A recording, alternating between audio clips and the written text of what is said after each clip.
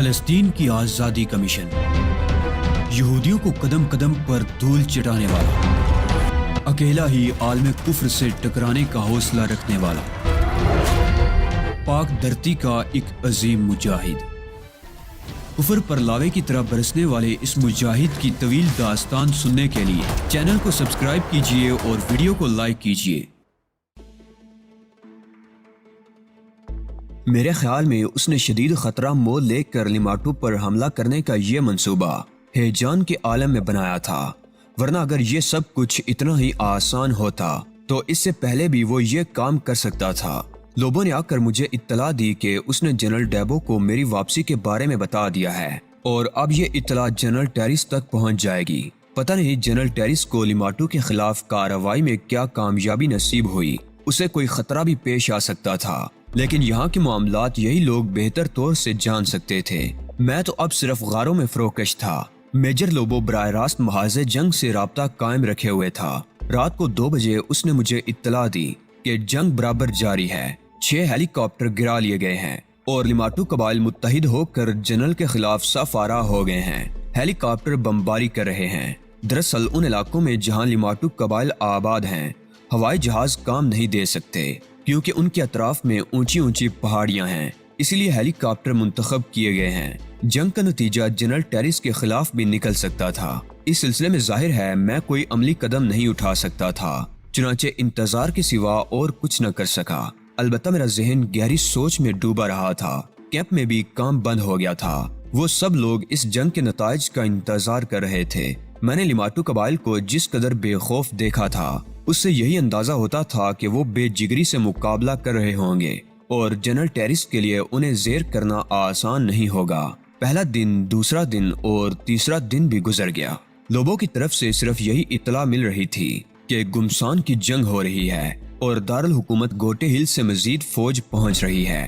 Camp کا کام مسلسل بند تھا اور انجینئرز اپنے طور پر اس کے لیے تیار تھے کہ اگر جنرل ٹیریس کو لیماٹو کے مقابلے میں شکست ہو جائے تو وہ اپنے مزار کا بندوبست کر سکیں، کیونکہ اس کے بعد یہ ممکن نہیں تھا کہ لیماٹو قبائل ان لوگوں کو چھوڑ دیں گے۔ کافی سراسیمگی پھیلی ہوئی تھی اور یہ سب کے سب افراتفری کا شکار تھے۔ 5ویں شام میجر لوبو خوشی سے مسکراتا ہوا میرے پاس آیا اور اس نے مجھے اطلاع دی کہ جنرل ٹیریس کی طرف سے فتح کی مبارکباد دی گئی ہے۔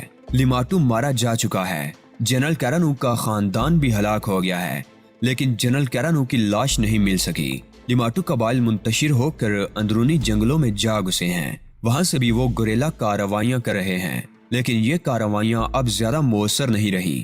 جنرل ٹیریس ان علاقوں پر کنٹرول حاصل کرنے میں مصروف ہیں اور ابھی اسے کچھ دن وہیں رہنا ہوگا۔ کیمپ میں خوشیوں کے نعرے لگائے گئے تھے اور رات کو اچھی خاصی رونق رہی تھی۔ یہ لوگ اسی طرح خوشیاں منا رہے تھے جیسے یہ فتح انہیں حاصل ہوئی ہو۔ مجھے بھی اس جشن مسرت میں شرکت کی دعوت دی گئی تھی، لیکن میں نے طبیعت کی خرابی کا بہانہ کر کے ان لوگوں کو خوش اسلوبی سے ٹال دیا۔ میرے دل میں تو ان کے خلاف نفرت کا جہنم سلگ رہا تھا۔ ابھی تو ان لوگوں کو بدترین حالات سے دوچار ہونا ہوگا۔ اتنے دن کی سوچ بچار کے بعد میں نے ابتدائی طور پر کچھ فیصلے کر لیے تھے اور طے کیا تھا کہ ہلکے پن سے کام نہیں لوں گا، بلکہ ہوشیاری سے جنرل کو اس بات سے آگاہ کروں گا کہ مجھے خود بھی اس سلسلے میں دھوکہ کھانا پڑا ہے۔ ہرچند کہ اولیو ہاورڈ کے پاس اس وقت میرے خلاف بہت سے کارڈ تھے، لیکن میں اس سے شکست ماننے کے لیے تیار نہیں تھا۔ مزید کئی دن صرف ہو گئے اور پھر ایک دوپہر جنرل ڈیبو واپس آ گیا۔ اس کے ساتھ بے شمار فوجی ٹرک تھے۔ جنرل ڈیبو نے مجھ سے ملاقات کی۔ ٹیریس اس کے ساتھ اس طرف نہیں آیا تھا، لیکن اس کا پیغام مجھے ملا۔ جنرل ٹیریس نے مجھے دارالحکومت طلب کیا تھا اور ایک ہیلی کاپٹر مجھے لینے کے لیے آنے والا تھا۔ میں نے اس بات پر کسی رد عمل کا اظہار نہیں کیا، البتہ کیمپ کے انجینئرز کو اس بات کی اطلاع ضرور دے دی گئی تھی کہ میں کچھ عرصے کے لیے واپس جا رہا ہوں۔ جنرل ڈیبو نے میرے ساتھ ان سے ملاقات میں شرکت کی تھی۔ اس نے کہا کہ کیمپ کے اطراف کو لیماٹو کے خطرے سے پاک کر دیا گیا ہے اور اب گرے سٹون اپنا کام پرسکون طریقے سے انجام دے سکتی ہے۔ فوجیں فی الحال یہاں تعینات رہیں گی اور اس کے بعد ان لوگوں کو خود ہی اپنے لیے انتظامات کرنے ہوں گے۔ اس اطلاع پر انجینئرز نے جنرل ڈیبو کا شکریہ ادا کیا تھا۔ اسی شام 7 بجے وہ ہیلی کاپٹر پہنچ گیا جو صرف مجھے لینے آیا تھا۔ میں چند افراد کے ساتھ ہیلی کاپٹر میں سوار ہو کر گوٹے ہل کی طرف چل پڑا اور بالآخر ہیلی کاپٹر کا یہ سفر جنرل ٹیریس کے محل پر ختم ہو گیا۔ جنرل ٹیرس اور کیتھی براؤن نے میرا استقبال کیا تھا۔ جنرل بہت خوش نظر آ رہا تھا۔ اپنی خصوصی رہائش گاہ میں پہنچ کر اس نے کہا، علی تم جب بھی یہاں آتے ہو میرے لیے خوش بختی کے راستے کھل جاتے ہیں۔ مجھے انسان ہی رہنے دو جنرل، میں نہیں سمجھتا کہ اس سلسلے میں میں نے تمہاری کوئی مدد کی ہے۔ میں نے مسکراتے ہوئے کہا، اگر تم عجیب واقعات پر یقین رکھتے ہو تو جو کچھ میں کہہ رہا ہوں اسے سچ سمجھو۔ بہت عرصے سے لیماٹو میرے لیے درد سر بنا ہوا تھا، لیکن اس کی قوت کے افسانے میں نے سن رکھے تھے اور اس پر ہاتھ ڈالتے ہوئے مجھے بہت کچھ سوچنا پڑتا تھا۔ یہی وجہ تھی کہ وہ اب تک آزاد تھا، حالانکہ گوٹے ہل میں اس وقت وہ میرا دشمن نمبر 1 شمار ہوتا تھا۔ میں نے براہ راست اس پر ہاتھ ڈالنے کی کوشش نہیں کی، بلکہ سارڈان کے علاقے میں جب تم نے کیمپ قائم کیا تو میری کچھ ہمت بندی اور بالآخر میں نے اس مہم کو سرک کرنے کا ارادہ کر لیا۔ جب مجھے یہ اطلاع ملی کہ تم ان لوگوں کے چنگل میں جا پھنسے ہو تو میرا پیمانہ صبر لبریز ہو گیا اور میں نے ایک اندھا قدم اٹھایا۔ عام حالات میں شاید میں یہ قدم آئندہ 10 سال تک نہیں اٹھا سکتا تھا۔ بالآخر مجھے کامیابی نصیب ہو گئی اور یہ انہونی صرف تمہاری وجہ سے ممکن ہو سکی، ورنہ ابھی اس میں بہت وقت صرف ہو جاتا اور پتہ نہیں لیماٹو کو اس سلسلے میں کتنی کامیابیاں حاصل ہو جاتی۔ جنرل اپنے طور پر اگر تم یہ بات کہتے ہو تو میں صرف خاموش ہو جاؤں گا، ورنہ میں اس میں اپنا کوئی حصہ نہیں سمجھتا۔ تم نہ سمجھو، میں نے تمہیں صرف اپنے تاثرات سے آگاہ کیا ہے۔ اب میں چاہتا ہوں کہ تم میرے ساتھ ہی قیام کرو۔ کیمپ کے معاملات اب پریشان کن نہیں رہے ہیں، تمہیں اس پر کوئی اعتراض تو نہیں ہے؟ میں چند لمحے خاموش رہا، پھر میں نے کہا، اس بار میں بہت سی الجھنوں کا شکار ہوں جنرل۔ میں نے سوچا تھا کہ جو کچھ میں نے کیا ہے اس سے خود ہی نمٹوں اور تمہیں الجھنوں کا شکار نہ بناؤں، لیکن ابھی صرف ایک لمحے میں نے اپنا خیال بدل دیا ہے۔ تمہاری محبت سے فائدہ اٹھانے میں کوئی حرج نہیں ہے۔ میں نے پہلے بھی بتایا تھا کہ سارڈان میں کان کنی کے لیے گرے سٹون کی سفارش کسی مالی مفاد کے لیے نہیں تھی، بلکہ ایک طرح سے مجھے بلیک میل کیا گیا ہے اور تم سے میرے تعلقات کا فائدہ اٹھایا گیا ہے۔ یہ ٹھیکہ بہرحال دیا جانا تھا، گرے سٹون کو نہ صحیح کارپوریٹ یا کسی اور کمپنی کو۔ گرے سٹون ہی اگر کام کرنا چاہتی ہے تو جو ہو چکا ہے اس میں کوئی رد و بدل ضروری نہیں ہے۔ ہاں، ایک بات پر مجھے حیرت ہے، گرے سٹون سے یا مجھ سے یہ معلوم کرنے کی کوشش نہیں کی گئی کہ ان پہاڑیوں سے کیا برآمد کیا جا رہا ہے۔ کیا یہ ضروری نہیں ہے جنرل؟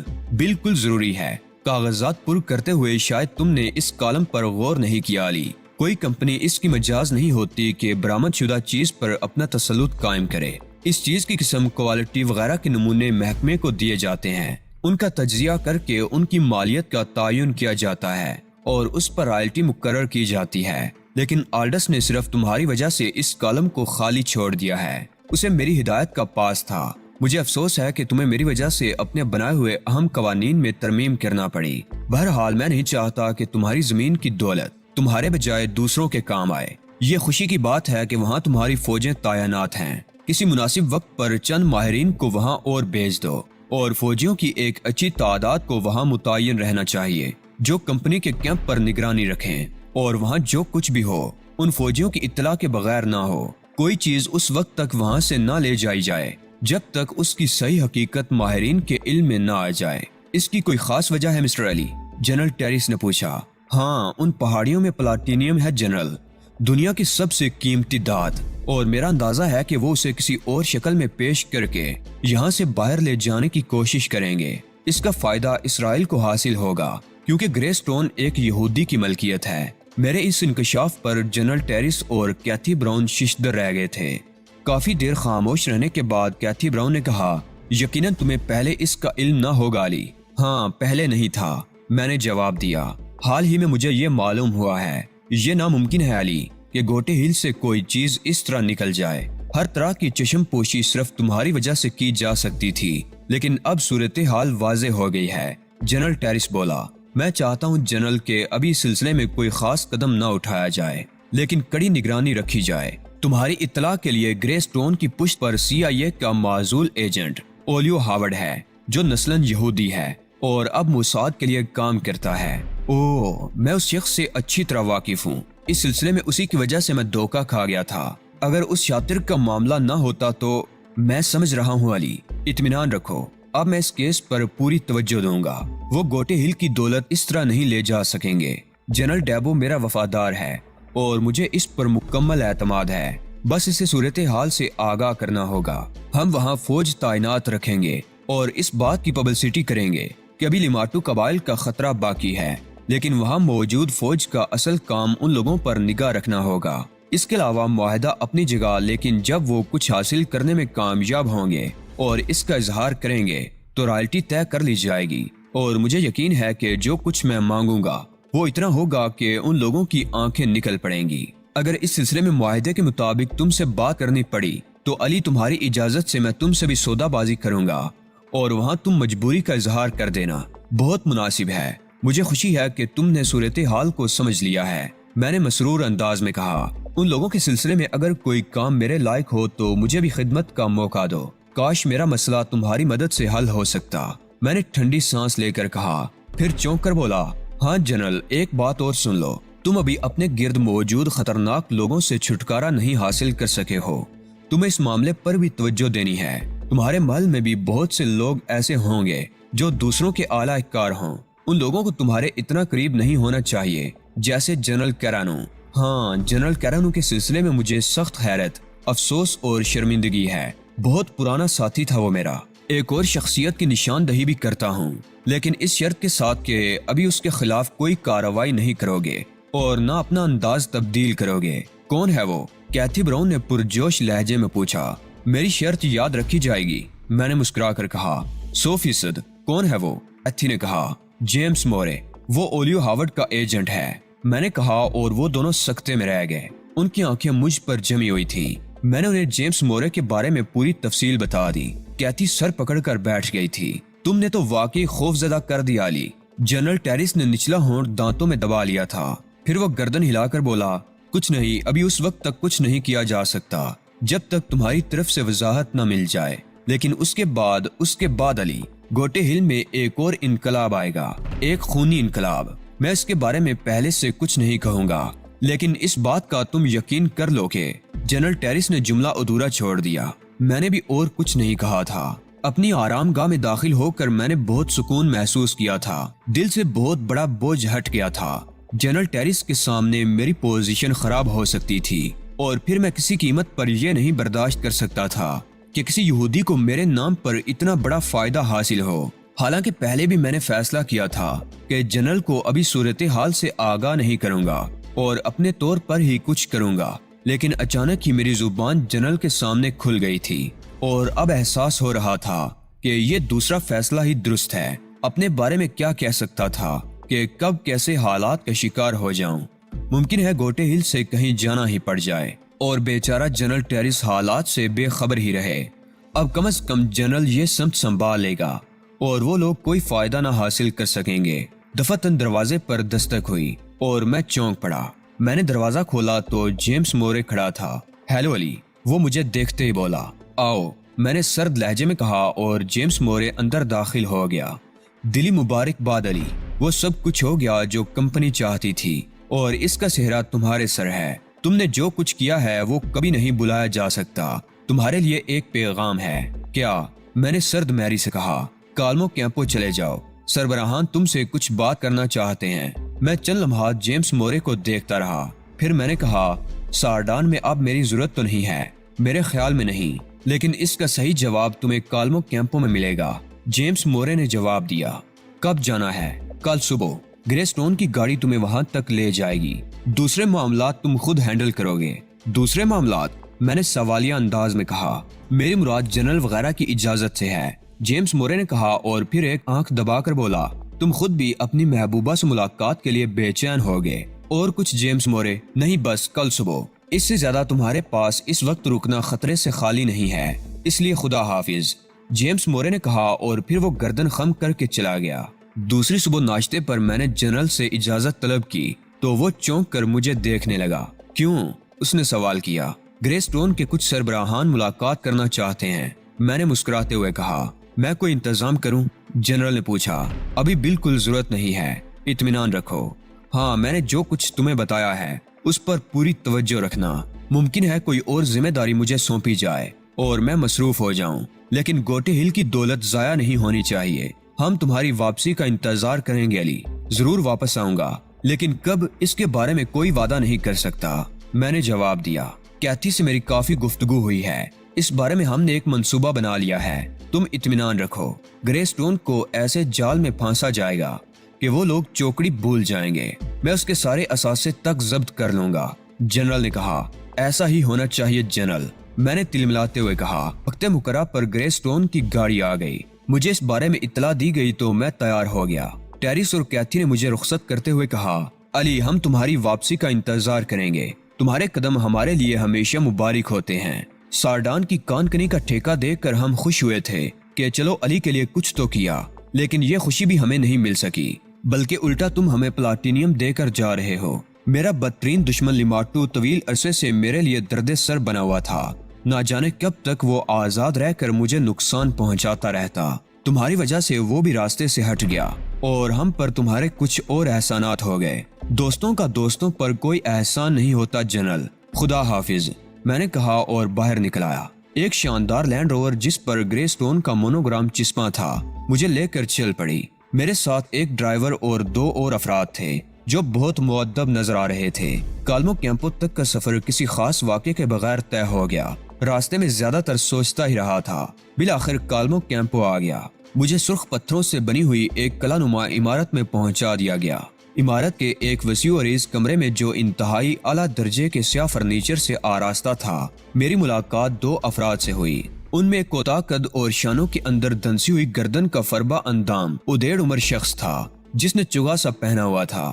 چمکدار ہیروں کی 10 انگشتریاں اس کے دونوں ہاتھوں کی انگلیوں میں چڑھی ہوئی تھی۔ دوسری شخصیت ایک پاگل کر دینے والی حد تک خوبصورت لڑکی تھی جس نے سفید لباس پہنا ہوا تھا، گلے سے گھٹنوں تک بے داغ سفید ہیروں کی مالا پڑی ہوئی تھی۔ ایک ایک عضو سانچے میں ڈلا لگتا تھا، خد و خال اتنے دلکش تھے کہ نگاہ جم کر رہ جائے۔ میں نے ایک نگاہ اس پر ڈالی اور اس کا ایک ایک نقش مسکرا دیا، یوں ہی محسوس ہوا تھا جیسے وہ سر سے پاؤں تک ہنس پڑی ہو۔ کوتاہ گردن اور چھوٹی چمکیلی آنکھوں والے نے مجھے دیکھا اور ایک مکروہ مسکراہٹ سے میرا استقبال کرتے ہوئے بولا، ایورن ہال کی تاریخی شخصیت سے ملاقات میرے لیے بے حد سنسنی خیز ہے۔ علی یار خان پاکستانی کو میں خوش آمدید کہتا ہوں۔ اس نے مصافحے کے لیے ہاتھ بڑھایا۔ سوری دوست، تم سے تعارف حاصل کیے بغیر مصافحہ کرنا ممکن نہیں ہے۔ ہم پاکستانی صرف اس سے مصافحہ کرتے ہیں جسے سچائی سے دوست جانتے ہیں۔ منافقانہ مصافحہ ہمارے مذہب میں جائز نہیں ہے۔ تم کون ہو؟ سرکش، مغرور، دلکش، لڑکی آہستہ سے بولی۔ اور جاہل، کوتاہ قامت نے کہا اور ہنس پڑا۔ یہودی ہو؟ میں نے طنزیہ کہا۔ ہاں، موشے ہرموس کے نام سے پکار سکتے ہو تم مجھے، کافی ہے۔ تمہارے سر سے پاؤں تک بناوٹ اس کا اظہار کرتی ہے۔ نہ ڈر، شیر سے زیادہ، لڑکی بولی۔ اس کے لیے رنگ ماسٹر کا ہنر ضروری ہے۔ رنگ ماسٹر کو بلا لو بیبی، موشے ہرموس نے کہا۔ اتنی جلدی بھی کیا ہے ڈیڈی، کچھ باتیں کریں اس سے۔ تو تمہارا نام علی یار خان ہے؟ وہ مجھ سے بولی اور میں مسکرا کر اسے دیکھنے لگا۔ بڑی کہانیاں وابستہ ہیں تمہارے نام سے۔ ہاں، تمہاری قوم رات کے وقت میرا نام نہیں لیتی کیونکہ اس کے بعد اسے نیند نہیں آتی۔